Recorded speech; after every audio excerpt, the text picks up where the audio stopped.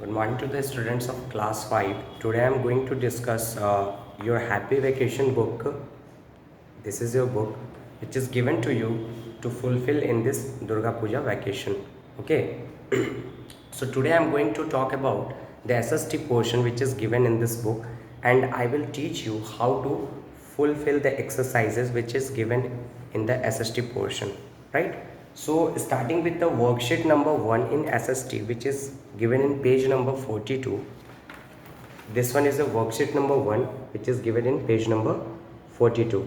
So the topic name is globe and map.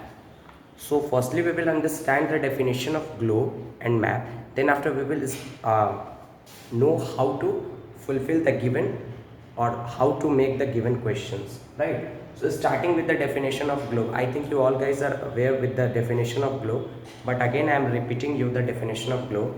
The definition of globe says that it is nothing but just a model of the spherical model of the अर्थ, यानी कि globe जो आपका है वो spherical model है, अर्थ का ही एक model बनाया गया है हम लोगों के द्वारा, right? Now coming to what is map. तो map is a drawing of the earth surface. Map is what? Map is the drawing of earth surface on what? On the sheet. ठीक है, किसी भी पेपर पे जब हम earth surface को draw करते हैं, in which we shows mountains, lakes, rivers, roads, countries, etc.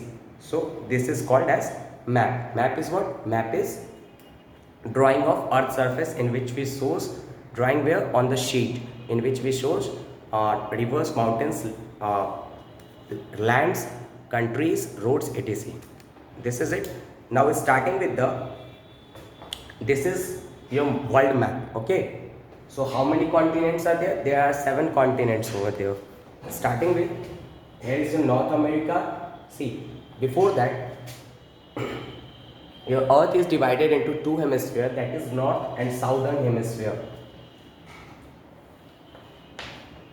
This is the equator. Equator with the line, imaginary line, which is drawn on the earth's surface, which divides earth into 2 equal halves. First one is the ऊपर वाला जो shade है, equator से ऊपर वाला, that is northern hemisphere, and equator से नीचे वाला, दैट इज साउदर्न हेमिस्फीयर.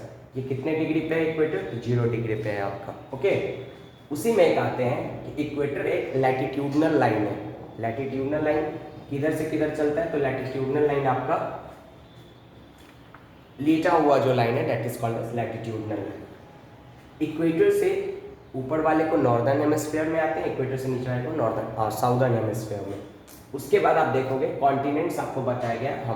हमारा इंडिया जो सबसे largest continent that is Asia, सबसे स्मॉलेस्ट जो आपका Australia. Okay, so what are continents? तो continents are the land masses, a very large land masses, that are called as continents. तो आप इसमें देख लो ये सारे कॉन्टिनेंट्स है आपका. Like North America is over here, there is Asia, Africa, Australia, South America, similarly like that. Europe is here. Okay, so starting with what you have to do, the question number 1 says that, starting with the first exercise, color the continent of Africa with your green color. यानी कि Africa जो आपका continent है उसको आपको किस colour से करना है? उसको आपको ग्रीन कलर से करना है, अफ्रीका को कलर. उसके बाद बोलता है कि एशिया, ये जो एशिया है आपका, इसको येलो कलर से करना है. तो जैसा जैसा इंस्ट्रक्शन आपको दिया हुआ है, हर कॉन्टिनेंट्स के लिए आपको एक स्पेसिफिक कलर डिफाइन किया गया, तो उस स्पेसिफिक कलर का यूज़ करके आपको सारे कॉन्टिनेंट्स को इस बुक में कलर कर देना है. जो कलर बताया गया उसी कलर के अनुसार. Okay, now coming to the second portion. Second portion बोलता है कि find and write countries that each of the major latitudes and longitudes go through.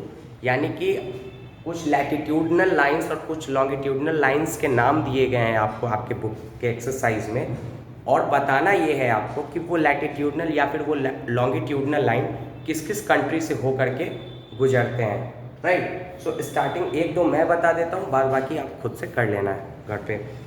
So starting with the equator, this is your equator, that is your equator. आपका कौन सा line है? Latitudinal line है, लेटा हुआ जो लाइन, और जो लंबा जाता है दैट जो कि आपका नॉर्थ से साउथ की ओर जो लंबा वाला है that is your longitudinal line. ठीक है। ये आपका जो लैटिट्यूडनल से स्टार्ट करते हैं, पहले इक्वेटर आपका कैसा लाइन है, लैटिट्यूडनल लाइन है। इक्वेटर कौन कौन से कंट्रीज से होके गुजरता है वो आपको डिफाइन करना है। तो इक्वेटर ऑलमोस्ट 13 कंट्रीज से होके गुजरता है, लाइक जिसमें आपके ब्राज़ील आ जाते हैं, लाइक आपके ब्राज़ील हैं, लाइक आपके कॉन्गो हैं, इंडोनेशिया है, ईटीसी। तो अगर आप बुक में नहीं भी लिख सकते हो पूरे कंट्रीज़ का नाम, तो एक दो लिख करके और ये लिख देना कि कितने कंट्रीज से होके ये गुजर रहा है, 13, और एक दो का नाम भी लिख देना, ठीक है। उसके बाद हम आते हैं ट्रॉपिक ऑफ कैंसर पे। ट्रॉपिक ऑफ कैंसर जस्ट आपके इक्वेटर के ऊपर, इक्वेटर के जस्ट ऊपर पे रहता है। ये भी एक किस तरीके का लाइन है, ये भी एक लैटिट्यूडनल लाइन है, राइट, लेटा हुआ है। इसमें भी आप अगर देख रहे हो तो ये लेटा हुआ लाइन है, तो ये लैटिट्यूडनल लाइन। तो ट्रॉपिक ऑफ कैंसर किस किस कंट्रीज से होकर गुजरता है, तो ये लगभग 16 कंट्रीज से होकर गुजरता है, ऑलमोस्ट 16, राइट। उसके बाद आते हैं ट्रॉपिक ऑफ कैप्रिकॉर्न। तो ट्रॉपिक ऑफ कैप्रिकॉर्न आपका साउदर्न हेमिस्फीयर से होकर गुजर रहा है, यानी कि इक्वेटर के जस्ट नीचे से, और ये लगभग 10 कंट्रीज से होकर गुजरता है, जिसमें कि आप एक देख रहे हो आपका ऑस्ट्रेलिया भी आ रहा है, कवर हो रहा है, राइट। तो इसी टाइप से आप अपने इस वर्कशीट को कंप्लीट कर लोगे और आफ्टर वेकेशन आप लोग को इसको सबमिट करोगे। उसके बाद हम लोग देखेंगे नेक्स्ट एक्सरसाइज के बारे में। So now we are going to see the second worksheet of SST of your happy vacation book. Okay, so second worksheet is given, that is your worksheet task 3. The topic name is types of houses. So we will know how to solve this worksheet task 3, how to solve worksheet task 3. Okay, so starting with types of houses, तो इसमें आपको firstly book बोलता है कि आपको 2 types के houses के picture चिपकाने हैं। You have to paste 2 types of houses. तो firstly we will take the example of kachcha houses, जिसमें कि आपके हट्स, मड़ई वगैरह आते हैं, तो आप उनका एक कच्चा हाउस का पिक चिपका लोगे, और दूसरे वाले में, एडजेसेंट वाले में, पक्का हाउस का पिक चिपका लोगे, राइट। अब उसके बाद आते हैं 2 डिफरेंट टाइप्स ऑफ हाउसेस। तो firstly we will start with kachcha houses. तो what are kachcha houses? These are temporary houses, यानी कि ये टेम्पररी हाउसेस रहते हैं, ये परमानेंट नहीं रहते हैं। इनमें क्या क्या मटेरियल्स लगता है इनको बनाने में? तो इनको बनाने में आपको मड्स लगता है, मड लगता है, वुड लगता है, लीव्स लगता है, इटीसी, और भी बहुत सारी चीज़ें लगती हैं। और इस टाइप के हाउसेस आपको कच्चा हाउसेस कहाँ पाए जाएंगे? कच्चा हाउस का बेस्ट एग्जांपल है आपका हट जो रहता है, रोड साइड वगैरह देखोगे, चाहे गाँव वगैरह में पाया जाता है। तो जितने भी आपके रूरल एरियाज़ है लाइक विलेजेस वगैरह, तो यहाँ पर आपको कच्चा हाउसेस देखने को मिलेंगे। अब now coming to the second type of house, that is pucca houses. These are permanent houses. What are pakka houses? So these are permanent houses. Materials which are used to build these houses are iron, छड़ जिसको आप बोलते हो, bricks, cement, sand, etc. Right? तो आपको पक्का house बनाने में इन सारे मटेरियल्स की यूज़ पड़ती है। और इस टाइप के हाउसेज आपको कहाँ पे मिलेंगे पक्का हाउसेज? तो इस टाइप के हाउसेज आपको मोस्टली टाउन्स और सिटीज़ में देखने को मिलेंगे। So this is all about your worksheet task 3. Now coming to worksheet task 4. The topic name is farming. In your book it is written family, but it's wrong because topic is totally related to farming. So that's why the topic must be written there, farming. Starting with the book says that differentiate between the traditional and modern method of farming. यानी कि जो old method of farming था हमारा, वो new method of farming से कैसे different है, यानी कि कैसे अलग है, वही हम लोग आज देखेंगे। Okay, so starting with the traditional method of farming. तो ट्रेडिशनल मेथड जो फार्मिंग, और यू कैन से ट्रेडिशनल को ही हम लोग ओल्ड मेथड ऑफ फार्मिंग बोलते हैं। तो इसमें आपके ओल्ड इक्विपमेंट्स लगते थे, लाइक एक्सेस होते, वुडन प्लाव हो जाते थे, राइट, यानी बैल वगैरह से खेती की। तो यहाँ पे मशीन्स का यूज नहीं होता था, जिसकी वजह से क्या, जिसकी वजह से आपको ओल्ड मेथड ऑफ फार्मिंग में प्रोडक्शन भी कम होता था, एज वेल एज टाइम भी बहुत ज़्यादा आपका कंज्यूम होता था। तो ओल्ड इक्विपमेंट्स यूज, प्रोडक्शन लो, टाइम कंज्यूमिंग। देन आफ्टर यहाँ पे आपका केमिकल फर्टिलाइजर्स उस टाइम पे नहीं आए हुए थे, तो that is why they mostly use natural fertilizers. Natural fertilizers क्या यूज़ कर, लाइक काउ डंग, गोबर जिसको आप बोलते हो, तो वो सब चीज़ यूज़ करते थे।